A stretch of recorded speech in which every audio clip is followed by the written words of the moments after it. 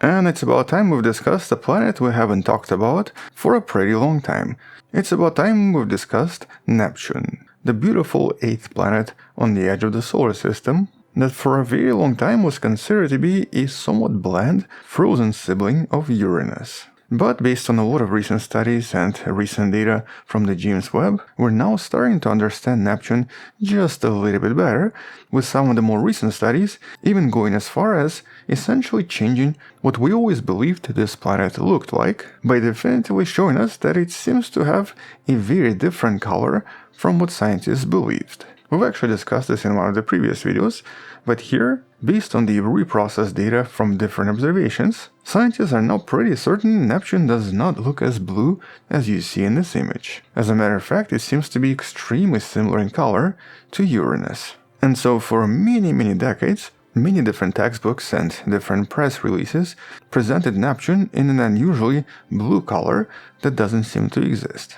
But new observations have also revealed a much more chaotic, unusual planet, around which scientists have even discovered several new moons. As a matter of fact, as of 2026, Neptune contains 16 confirmed moons, with 2 of the newest moons only being discovered in 2024. But extremely recently, when studying these moons, at least one study has also discovered something somewhat unusual that very likely happened around Neptune, that they now refer to as moonpocalypse, or basically the event that wiped out the original satellites of Neptune, leaving behind something entirely different. And that's on top of some other discoveries we're going to be discussing in this video, because in just the last year or so, there have been some new exciting studies. But to understand why it's so difficult to study Neptune, and why it's always been so mysterious, we have to briefly discuss its discovery. Because unlike every other planet, Neptune was actually found through mathematics before it was even seen through a telescope. And that's because earlier astronomers noticed that the orbit of Uranus was not doing something quite right. Something invisible was pulling on it, but something that was not Jupiter and not Saturn. And so by calculating a potential hidden planet through some of these gravitational wobbles, it was this wonderful person, Johann Gall, who was able to point his telescope and discover Neptune within approximately 1 single degree of the predicted spot back in 1846. Here's actually the telescope he used to find this.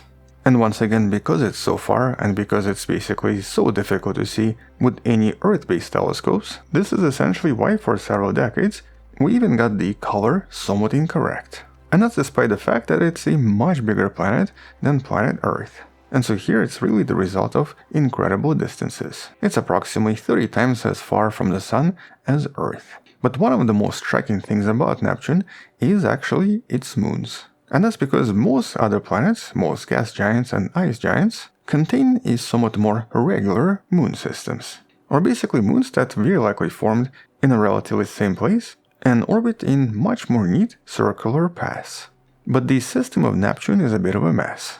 And in this case, it's the largest moon, Triton, that seems to be unique among all large moons. And that's because it's basically orbiting in the opposite direction. Which tells us that this moon was almost certainly captured from somewhere else and most likely came from the Kuiper Belt, or basically the same location where we find Pluto. And so for many years this was believed to be some kind of a sibling of Pluto that accidentally got captured by Neptune. But it's really this recent study that you can find in a description, in this case focusing on a different moon referred to as Nereid, a moon whose picture basically looks like this, just a tiny smudge with no details in it, potentially changes the story of what happened here and how the system evolved billions of years ago. And that's because for decades this moon was also thought to be another captured object, just because of its somewhat unusual orbit. As a matter of fact, compared to other moons, its orbit is very eccentric or very stretched out, and is kind of difficult to explain. But here, by looking at this moon with the James Webb, scientists were able to analyze its surface, because this moon, as it emits infrared light, also shows us its spectrum, which then essentially tells scientists what's on the surface. And surprisingly, they found that Nereid looks very similar to icy moons orbiting Saturn and Uranus, and does not resemble anything from the Kuiper Belt, or basically objects coming from the same area as Pluto and Triton, with new simulations suggesting that this is actually one of the original moons, and not a moon that came from somewhere else. And so the story of what happened around Neptune billions of years ago has now officially changed. because scientists now think that Triton, when it was captured by Neptune billions of years ago, likely smashed most of the Neptune's original moons to tiny pieces, which eventually became the rings of Neptune,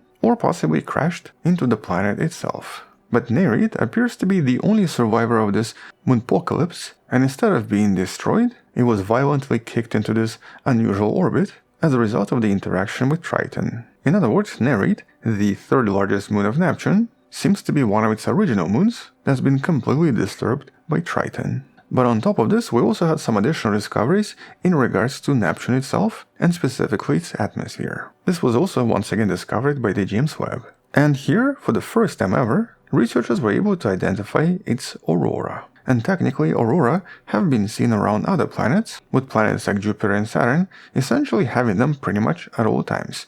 But surprisingly, Neptune turned out to be very elusive, and it was only very recently that scientists finally identified them. And so here, based on this study, scientists using the James Webb finally captured the aurora by detecting a specific molecule referred to as trihydrogen cation, or basically H3+. With this discovery revealing two strange facts. First, the Neptunian aurora do not happen at the poles of the planet like they usually do for objects like Saturn and Jupiter, and of course Earth. And that's because the magnetic field here is very tilted, with a sharp 47-degree inclination. And so the aurora actually appear at the geographic mid-latitudes, or essentially in a location where we have South America on Earth. And well, they technically look like this. This is the observation from the Hubble Space Telescope compared to the observations from Hubble mixed with the observations from the James Webb seeing the aurora. But at the same time, the second fact here is that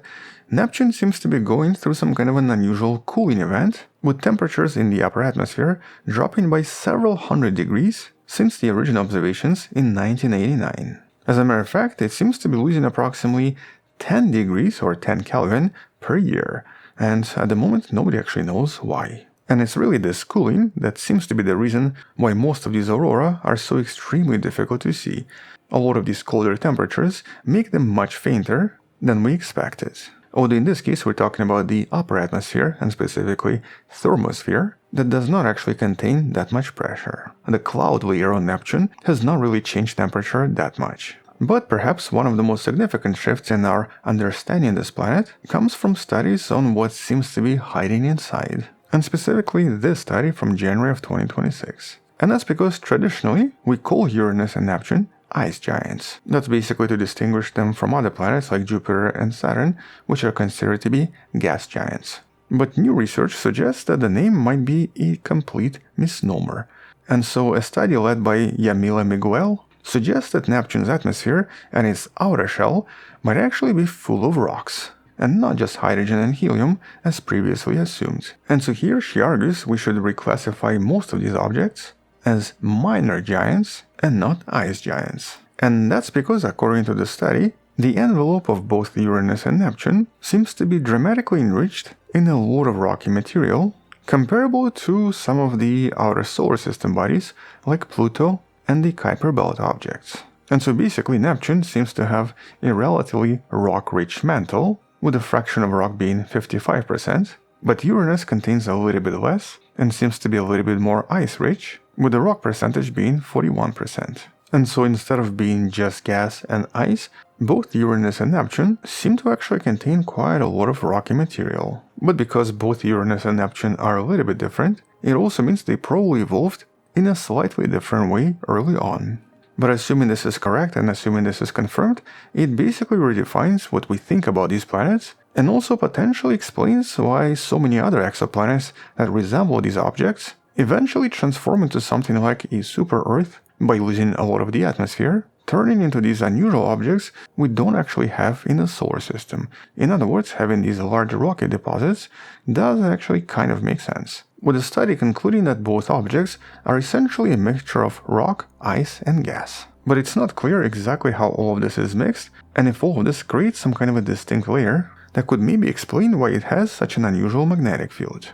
Although based on some of the previous studies, scientists have also discovered that inside of these objects, we might actually find completely new states of matter, including new states of water, that very likely creates a lot of bizarre effects. And specifically because of extremely high pressures and extremely high temperatures, a lot of stuff inside these objects, such as carbon and hydrogen, very likely start forming very strange crystallized formations with many different properties that we still do not understand. But in at least one case, it was discovered that they do seem to produce extremely magnetic effects, which could explain Neptunian magnetic fields. As a matter of fact, the carbon atoms under these extreme pressures seem to form a very unusual lattice that only allow electricity to flow in one direction, but not the other direction, which might also contribute to this bizarre magnetic field this planet possesses. Although when it comes to the internal structure and the internal effects, there are still a lot of unanswered questions. But why does any of this matter?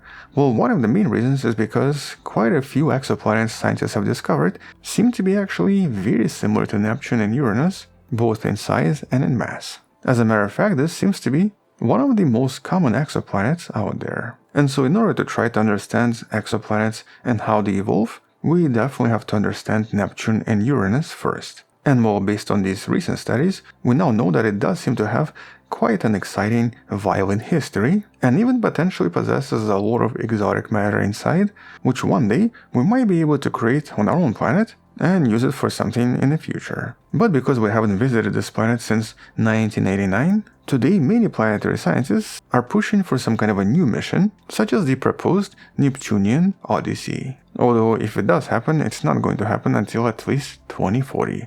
So yeah, quite a long time from now. On that note, once we actually discovered something else about Neptune, we'll come back and discuss this more in some of the future videos.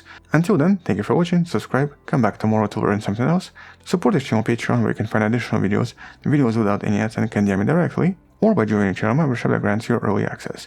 You can also support this channel by buying the Wonderful Person t-shirt in the description below. Stay wonderful, I'll see you tomorrow, and as always, bye bye.